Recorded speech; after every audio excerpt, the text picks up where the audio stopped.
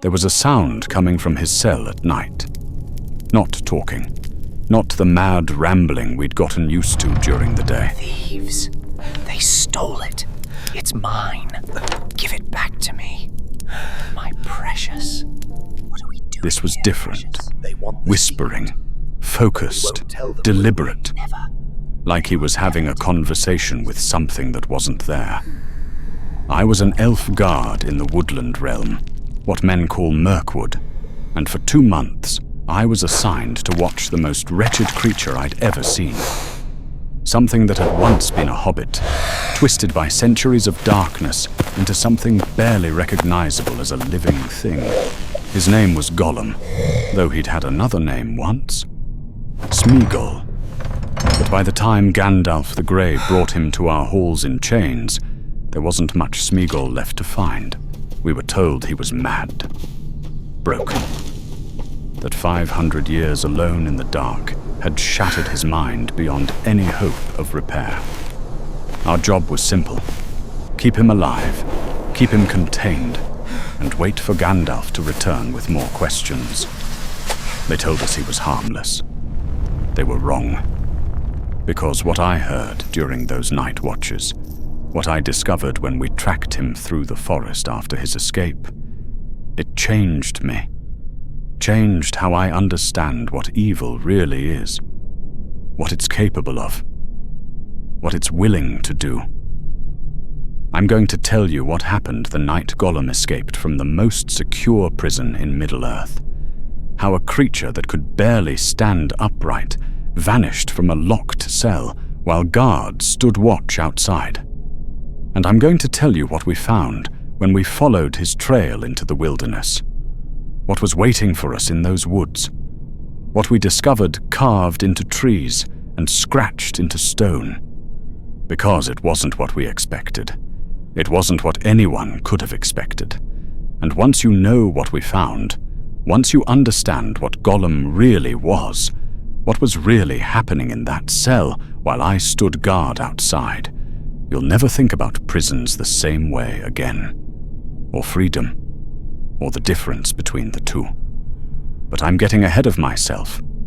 Let me start at the beginning. Let me tell you about the Whispers. My name is Fealorn.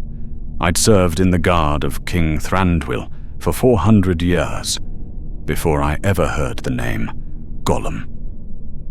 I'd fought spiders in the depths of Mirkwood, faced orc raiders at our borders, stood watch through long nights when darkness pressed close and hungry things prowled just beyond our torchlight. I thought I understood evil. Thought I'd seen what darkness could do to the unwary and the unfortunate. I was a child. The day Gandalf brought Gollum to us, I was on duty at the northern gate. I saw them coming through the forest in the late afternoon, the grey wizard with his quick stride and his worn travelling cloak, and behind him, crawling on all fours like an animal, this thing, pale skin stretched over sharp bones, huge eyes that caught the light like a cat's, long fingers that seemed to have too many joints, and a voice, God's that voice, like stones grinding together in the dark. Tricksy elves, cruel elves. We doesn't like them. Precious? No, we doesn't. Gandalf's face was grimmer than I'd ever seen it. The wizard visited Mirkwood often over the years, always bringing warnings about the shadow growing in Dol Guldur to the south. But this time he looked troubled, burdened, like he'd brought us something dangerous, and wasn't entirely sure it was the right choice. This creature must be guarded carefully, he told our captain. He knows things, important things, and there are forces that would very much like to find him. Keep him secure, keep him alive, but do not, under any circumstances, underestimate what you are holding. Our captain, a practical elf named Galion, who'd seen 5 centuries of service, looked at the pathetic thing crawling at Gandalf's feet. What is it? A warning, Gandalf said quietly. of what evil can do when you invite it in. I'll return in 3 months to question him further. Until then, he stays here, contained." Then Gandalf left, and we were alone with Gollum. They put him in the deep cells, not the dungeons where we kept captured orcs, but a secure room in the lower halls. Comfortable enough. A bed, a small window with bars, regular meals. We weren't trying to punish him, just keep him from leaving. I was assigned to the night watch, midnight to dawn, 6 nights out of 10. The quiet hours when most prisoners slept and the halls fell silent, except for the distant sound of the forest outside. Gollum never slept. Not really. He'd lie down sometimes, curl up in the corner like a dog. But his eyes stayed open, always watching, always aware. The first week, I thought the talking was just madness. He'd pace his cell and argue with himself in 2 different voices. One whining and pitiful, the other sharp and cruel. Back and forth for hours. We shouldn't be here, precious. We was just traveling. We was. The nasty elves had no right. Stupid, fat hobbit. Always getting caught. Should have run when we had the chance. Couldn't run. The wizard was too strong.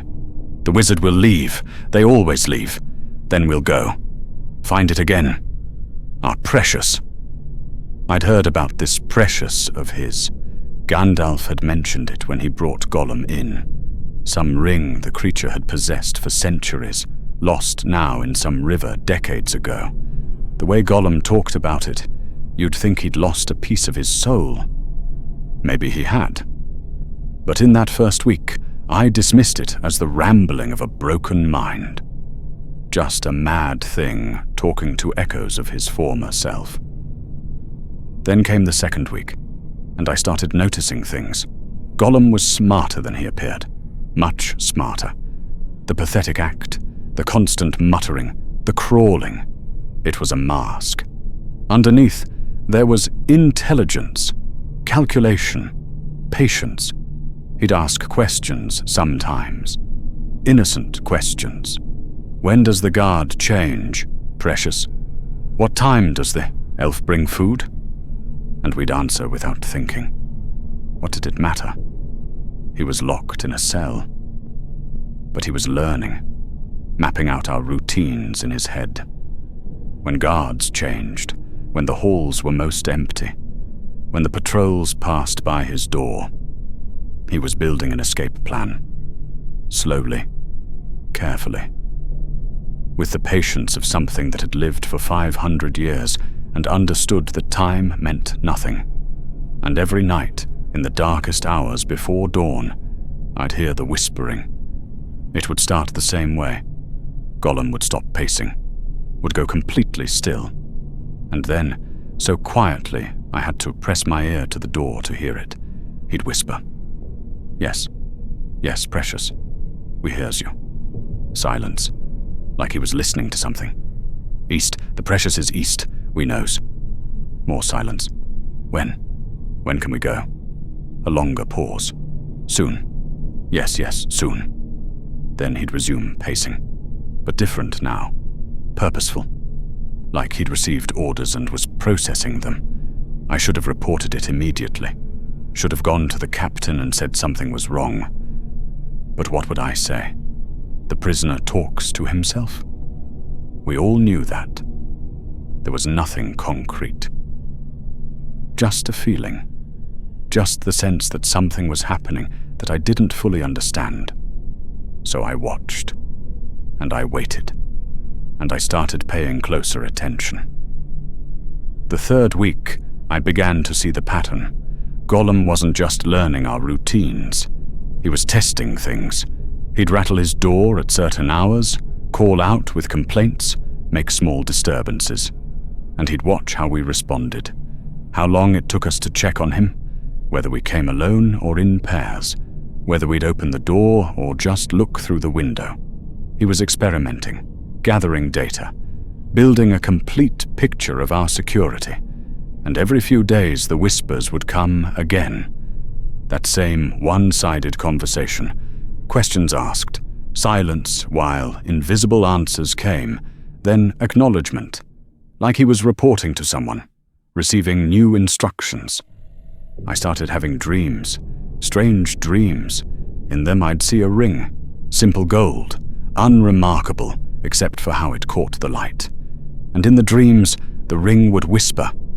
Not words I could understand, just presence, hunger, awareness. I'd wake unsettled, tell myself it was stress, that guarding such a strange prisoner was affecting my sleep. But the dreams persisted, and they were always the same. Always the ring, always the whispering. The 6th week, everything changed. I came on shift at midnight to find Gollum sitting perfectly still in the center of his cell. Not moving, not speaking, just sitting, staring at the wall. Hours passed. He didn't move, didn't blink, just stared. I was starting to wonder if something had broken in him when he suddenly spoke. Clear, focused, not to me, to something else. "We understand, precious. 3 nights, when the moon is dark and the troubles come from the south." My blood went cold. "They'll be busy," Gollum continued. "Won't watch us, won't see. We'll slip away, quiet as shadows, like we always do." I stood up from my chair. "Who are you talking to?" Gollum's head snapped around. Those huge eyes found mine through the small window in the door, and for just a moment, just a flash, I saw something in them that wasn't madness.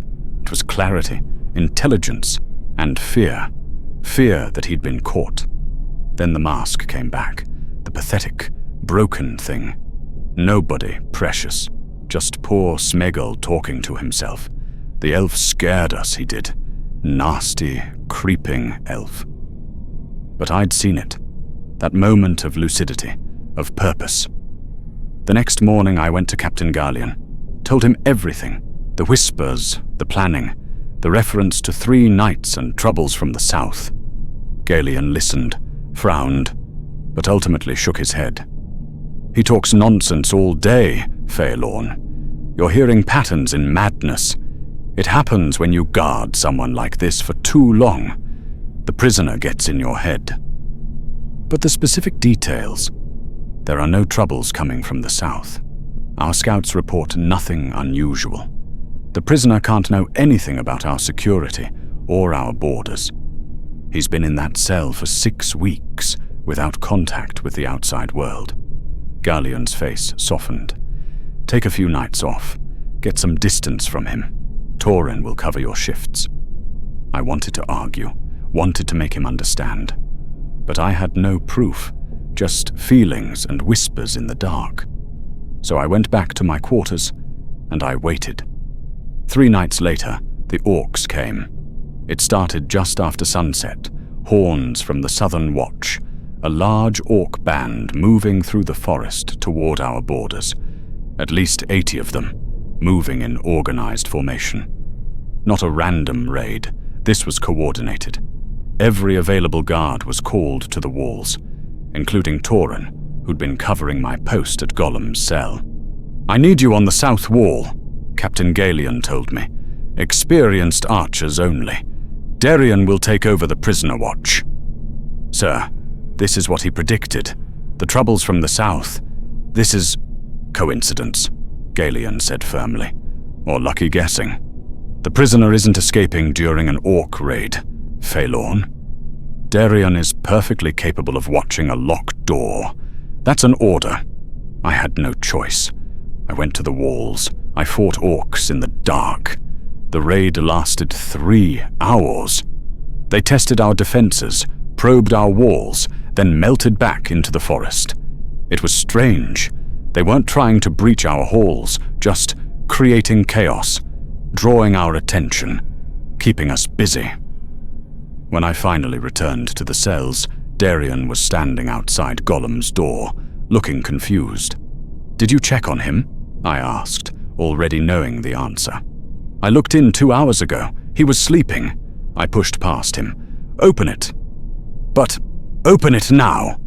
Darian unlocked the door, swung it wide. The cell was empty. We searched everywhere, every corner, every shadow. The window bars were intact, bent slightly, but not broken. The door had been locked from the outside the entire time. There was no tunnel, no hidden passage, no obvious way out. But Gollum was gone, and on the floor, scratched into the stone with something sharp, were words in a crude hand. "Thank you for the hospitality, tricksy elves. The precious calls. We must go to it. We must." Captain Galion was furious, demanded to know how a prisoner had escaped from a locked, guarded cell during the exact distraction the prisoner had predicted. Demanded answers no one could give. I knew the answers wouldn't be found in the cell. They'd be found in the forest, following the trail. "Let me track him," I said. "I'll take a small party. We'll find him." Galion looked at me for a long moment, then nodded. "Take 3 others. Fast trackers. You have 5 days. If you haven't found him by then, return. We can't spare guards indefinitely for one escaped prisoner." I chose my party carefully. Callan, our best tracker, could follow a trail 3 weeks old through running water. Limran, young but sharp-eyed, never missed a detail. And Orthan, who'd been ranging the borders for 200 years and knew every path through Mirkwood. We left at first light. The trail was easy to follow at first. Gollum moved fast, faster than something that appeared so frail should have been able to move. But he was careless, or didn't care about being tracked. Broken branches, disturbed earth, marks on trees where he'd climbed to check his direction. Always heading east, always the same direction. "He knows where he's going," Callan said, studying the tracks. "This isn't wandering. He's following a specific route." We pushed hard that first day, covered 15 miles through dense forest. Gollum had a 6-hour head start, but we were faster. Should have caught him by nightfall, but we didn't. The second day, we found his first campsite, a small clearing where he'd stopped to rest for an hour. The ground was disturbed where he'd curled up, and scratched into a tree, fresh cuts in the bark. Precious calls. "East, always east. Soon, Precious, soon we'll have you again." "He's obsessed," Limran said quietly. "No," I said, studying the carving. "Look at the handwriting. It's too deliberate, too careful. This isn't just obsession. He's leaving himself markers, reminders." "For what?" Orthan asked. I didn't have an answer yet. We pushed on. The trail continued east, never deviating. Through thick underbrush, over streams, around obstacles. The most direct path possible, as if Gollum could see his destination through miles of forest and was walking straight toward it. On the afternoon of the second day, we found something strange. Another campsite. But this one was old. Very old. Years old at least, maybe decades. The remains of a small fire, long cold. Disturbed earth where something had slept. And carved into a tree, weathered by time but still visible. "Precious is east. Must find Precious. It calls to us." The same crude handwriting. The same obsessive message. "That's impossible," Callan said. "Gollum has been in our custody for 2 months. This site is years old." "Unless," I said slowly, the pieces starting to come together. "He's been here before." We searched the area more carefully, found more signs, more old campsites, some a year old, some 5 years, some even older. All within a few hundred yards of each other, all showing the same pattern, a creature stopping to rest, always traveling east, always leaving markers, and carved into a massive oak tree, so old the bark had started growing over it, nearly illegible but still readable. They caught us again, took us back, But we'll escape. We always escape. Precious calls. We must answer. The date scratched below it. 83 years ago. We stood in silence, staring at the carving. He's done this before, Orthon said quietly. Many times. How many times? Limran asked. I looked around at the scattered campsites, the multiple carvings, the evidence of decades of repeated journeys.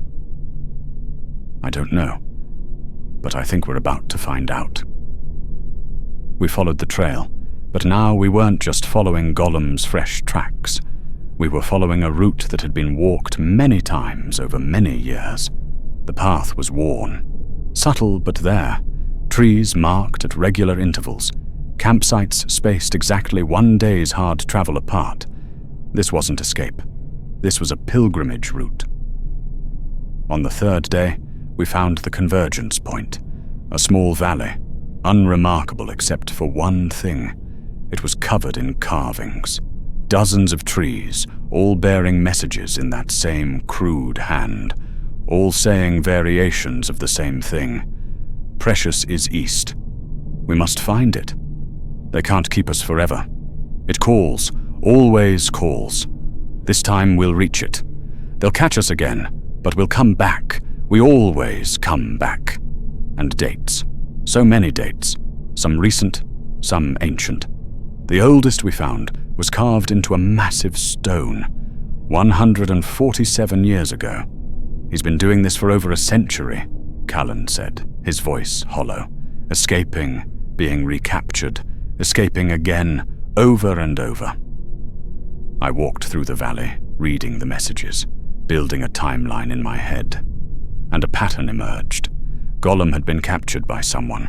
Elves, men, dwarves, it didn't matter. Roughly once every decade or two.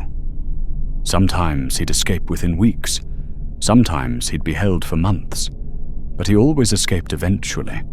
And he always headed east. Always along this exact route. Why does he keep coming back to this spot? Limran asked. I studied the valley. It was roughly a 3-day journey from Mirkwood, a week from Rivendell, 10 days from the old ruins of Thranduil's original halls further north. This was a crossroads, a place where multiple capture and escape routes converged. Because this is where all his different captures lead, I said. No matter who catches him or where they're holding him, once he escapes, he ends up here. This is a waypoint, a place he knows he can reach from anywhere in this part of Middle-earth. And then, Orthon asked. I pointed east. Beyond the valley, the land rose toward distant mountains, toward the darker regions where few elves traveled anymore. Then he continues east, following the call. We pressed on, past the valley, deeper into the wilderness. The path became harder to follow. Gollum's fresh trail was still clear, but the old routes were fainter here. He'd been caught and returned before making it this far. This was new territory for him, or at least rarely reached territory. On the evening of the third day, we found another old campsite. This one was ancient, perhaps the oldest we'd seen. The fire pit was barely visible, reclaimed by forest, but carved into a boulder, the message was still clear. Made it further this time. The precious is close, can feel it, can hear it singing in the dark. Tomorrow we'll find it. Tomorrow we'll have it again. Below it, in fresher carvings, maybe 20 years old, another message. Wrong. We were wrong. The precious moved. It's not here. Must go further. Must keep searching.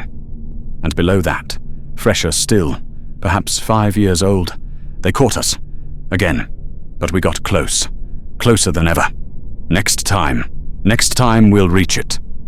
He's been getting closer, I said. Each escape, he makes it a little further east. Like he's learning, improving his route, getting better at evading pursuit. Or something is guiding him, Callan said quietly, teaching him the way.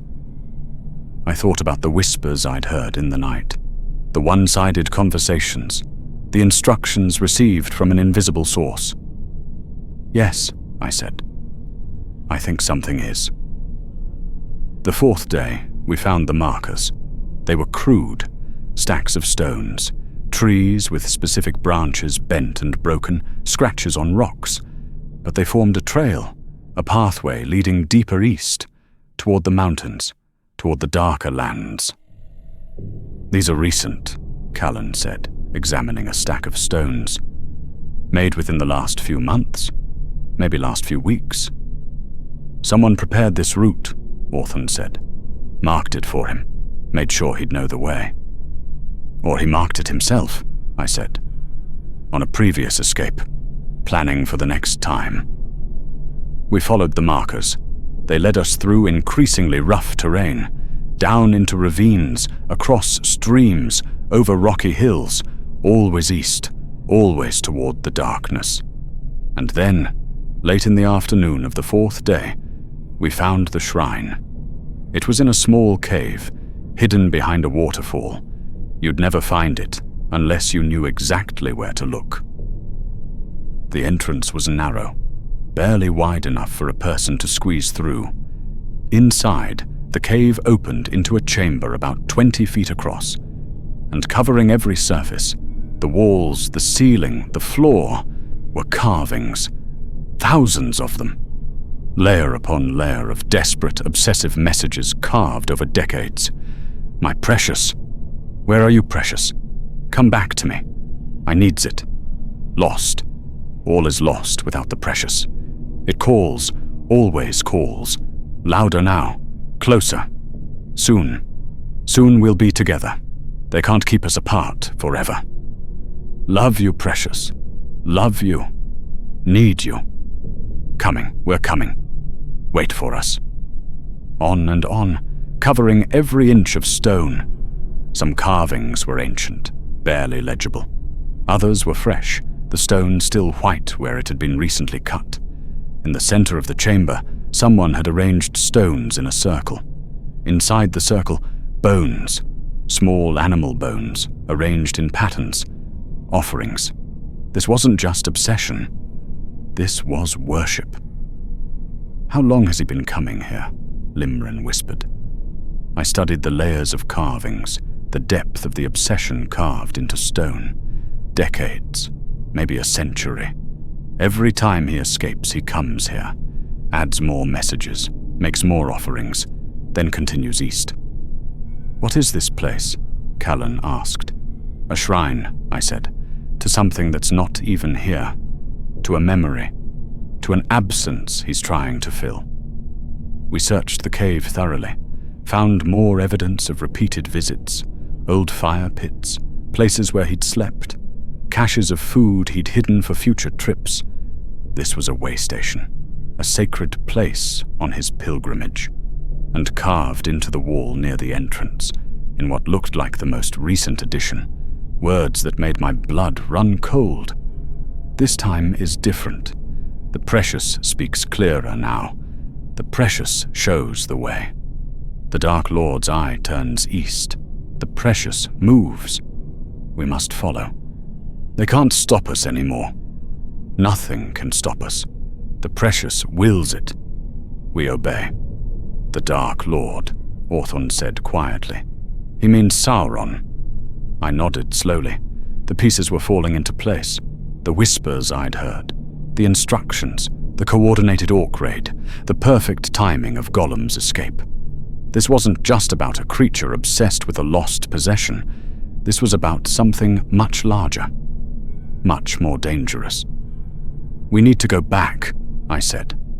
We need to report this to Gandalf. What about Gollum? Callan asked. We're only a day behind him. We could still catch him. I looked at the shrine, at the decades of obsessive carving, at the evidence of escape, after escape, after escape, each one bringing him a little closer to his goal. No, I said, we can't catch him, because he's not running anymore. He's being called, and whatever is calling him wants him free, wants him moving east. This escape, all the escapes, They're not about him being clever or lucky. They're about something waiting for him, something patient, something that's been guiding him for decades, teaching him the route, showing him the way. Then we're too late, Hawthorne said. We were always too late, I said. This started long before we ever locked him in a cell. Maybe it started the moment he lost that ring. Maybe it started even earlier. But we're not guards. We never were. We're just delays. Speed bumps on a road that was always going to lead him east. We spent that night in the cave.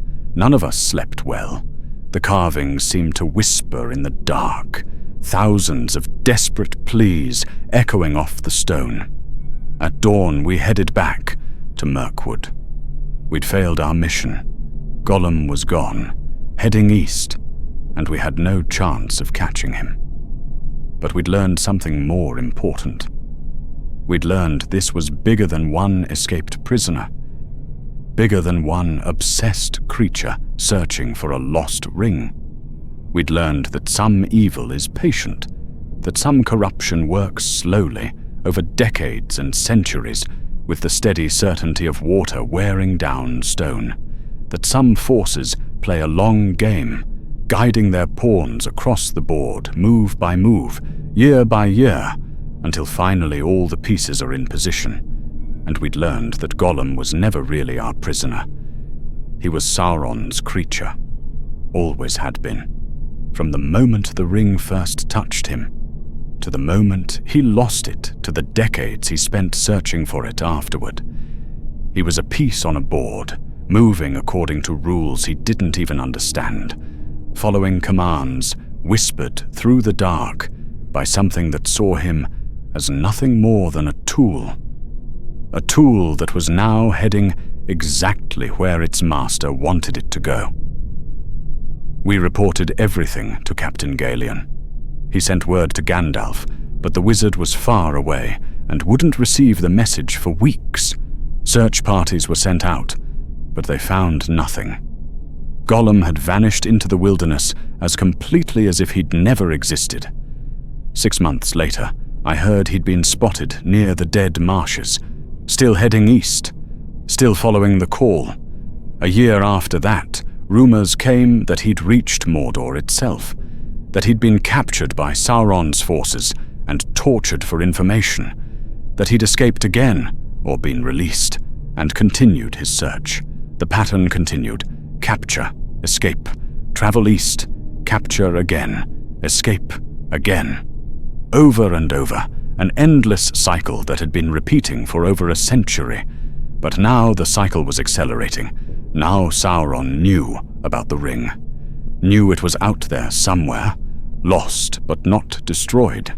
And Gollum, poor, obsessed, corrupted Gollum, was the key to finding it. Because Gollum remembered exactly where he'd lost it, remembered the river, the rocks, the way the water had felt when the ring slipped from his finger. And that memory was precious to the Dark Lord, more precious than Gollum's life, more precious than anything except the ring itself. So Sauron guided him, whispered to him through the connection the ring had left behind, showed him the way east, freed him when he was captured, used him as a bloodhound, sniffing out the trail that would eventually lead back to the ring.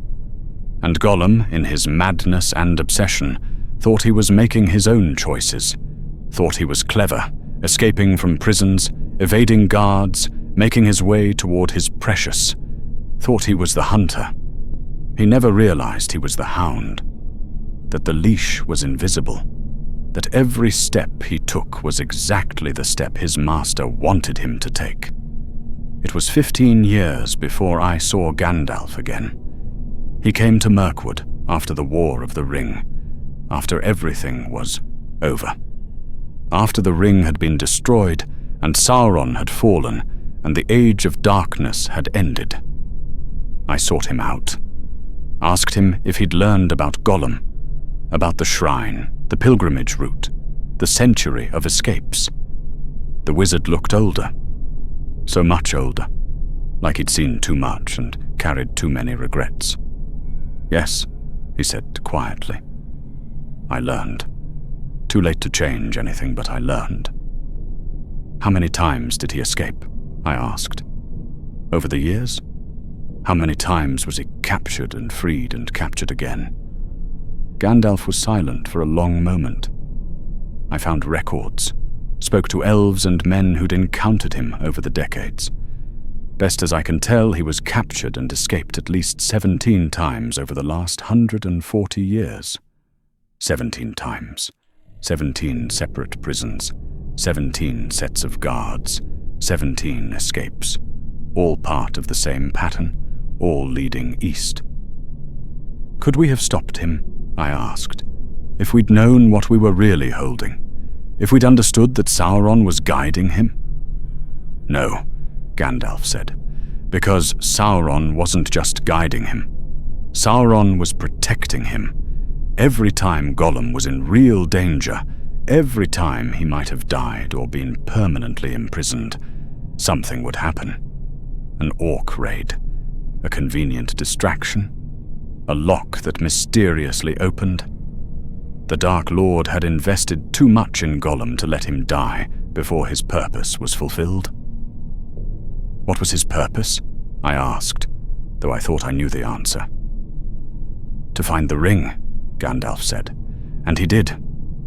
Eventually, after decades of searching, after 17 escapes and countless miles traveled, he found it. Not where he'd lost it. The ring had moved by then, carried by others, but he found the trail, followed it, and eventually he came face to face with the ring-bearer himself." "Frodo," I said. I knew that story. Everyone did now. Yes. And even then, even at the very end, Gollum thought he was making his own choices, thought he was being clever, following the hobbits, waiting for his chance to steal the ring back. Never realized that every step of that journey, every escape, every choice, every moment had been orchestrated by forces far beyond his understanding. Gandalf looked at me with those ancient, sorrowful eyes. "The cruelest part," he said, "is that Gollum loved the ring.